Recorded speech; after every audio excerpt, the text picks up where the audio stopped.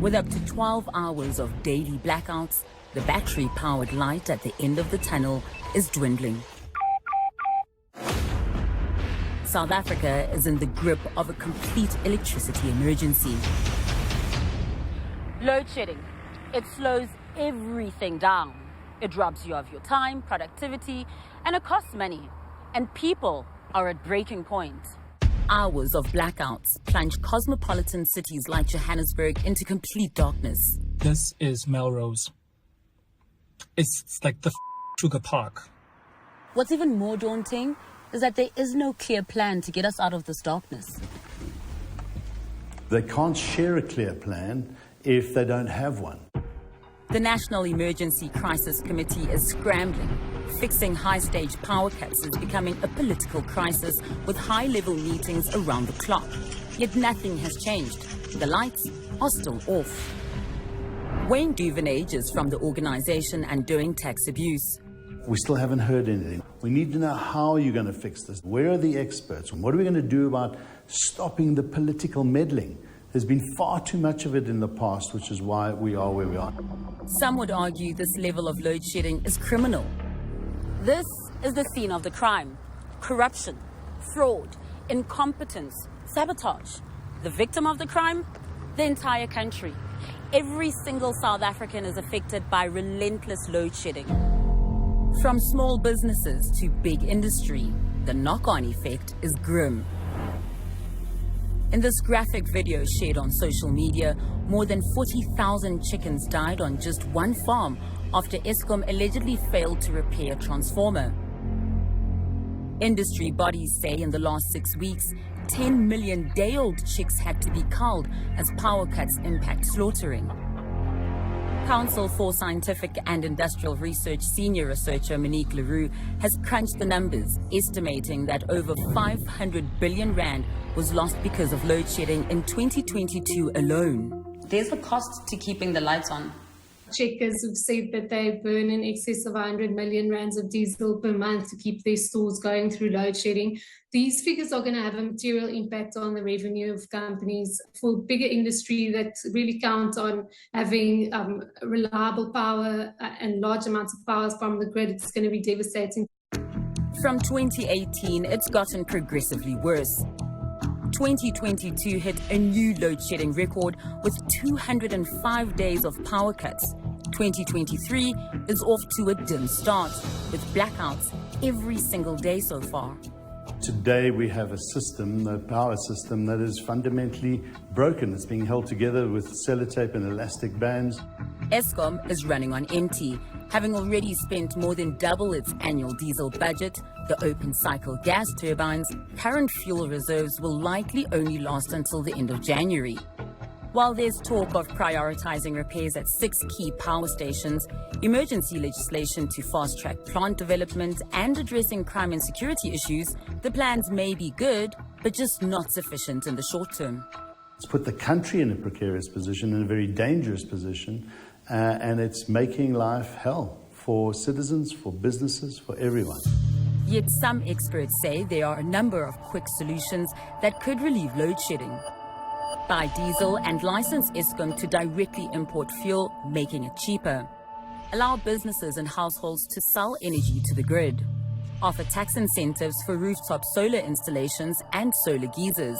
But government seems set on a far more controversial option, so-called power ships. They are ready-made floating power plants exclusively produced by a Turkish company. In a News 24 interview, Minister of Mineral Resources and Energy 𝗀𝗄𝗏 clearly wants South Africans to get on board. It is a luxury for South Africans to say we don't want car power ships. At enormous cost. At an enormous cost, but at a huge saving to electricity. Because the cost must be compared to the cost of load shedding. But it's not quite that simple. What we don't want to see is knee-jerk reactions to things like car power ships. It locks us in to over R500 billion for a 20-year period. That would be a problem for this country. The country's on its knees, with small businesses that are meant to be the backbone of the economy buckling under pressure. Some are able to keep their lights on, but at what cost? First up, a paint supply store. Isn't it load shedding now in your area? That is between 2 and 4 I see you've got your lights on though. because we have a generator. Sure. How much is that costing you? Between 6,000 and 8,000 a month, additional to what we normally do. How is that affecting your business? Well, it is because it's coming out of our bottom line. The next shop is an independent small bakery. So it's a lot. We can sit here and go on, but yeah, that's the story of our life. So obviously, it can't be fully or functional, operational. You know what I'm saying? Yeah. And then a standalone pharmacy. As a pharmacy business, we need to connect with the internet. With the load shedding, everything goes down. Even we cannot receive phone calls. So the delivery, we cannot do delivery. We cannot claim medical aid. No, it's ridiculous. And the reality is, many of these small businesses just can't survive. The fight is being taken to the Department of Public Enterprise and Eskom. 𝗃𝗍𝗵𝗶𝘀 is part of a team launching a lawsuit on behalf of civil society, political parties, individuals and businesses.